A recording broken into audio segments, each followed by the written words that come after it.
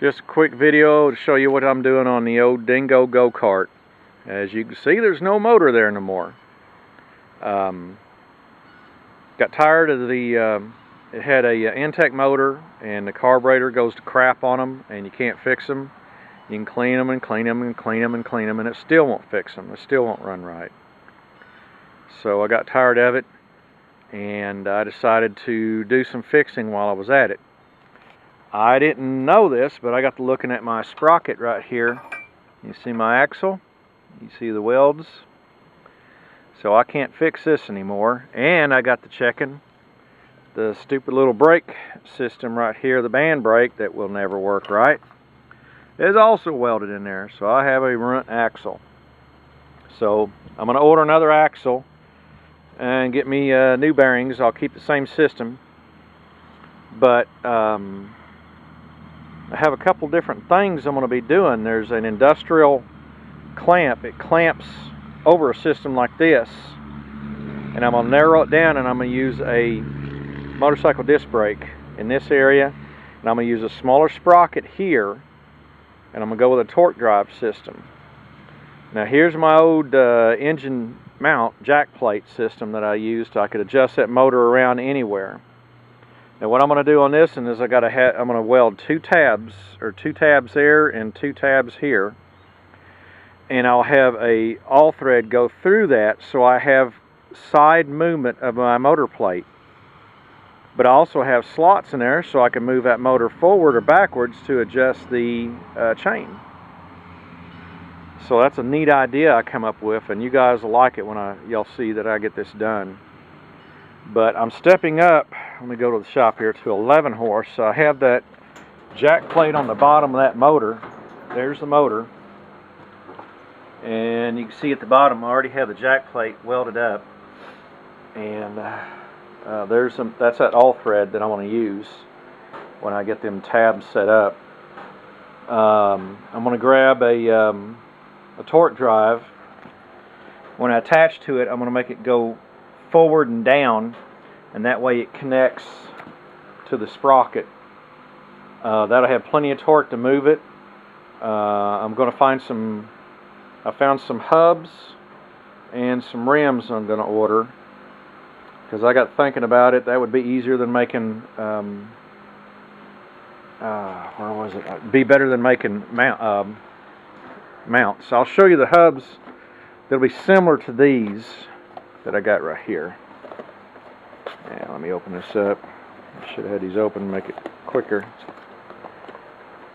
The hubs that I'm going to order will be a little bit different than this. They're going to have, see, that's a 1 inch with 1/4, but these are a little bit narrow. And I got thinking maybe I'll just make a mount, just a round plate, and have a 1.5 diameter, I guess, but I got thinking, man, I just don't have the time to do all that crap. So I'll get some different hubs similar to this, and that have a wider mount on it, and I can use these for another project or something later. But I got these from Northern Industrial Tool. They got a lot of neat stuff, but I'll just put them up on the shelf for now and do something with them later. But that's where I'm at. I wanted to show you guys. Come on, get up in there. To what I'm doing on the Dingo.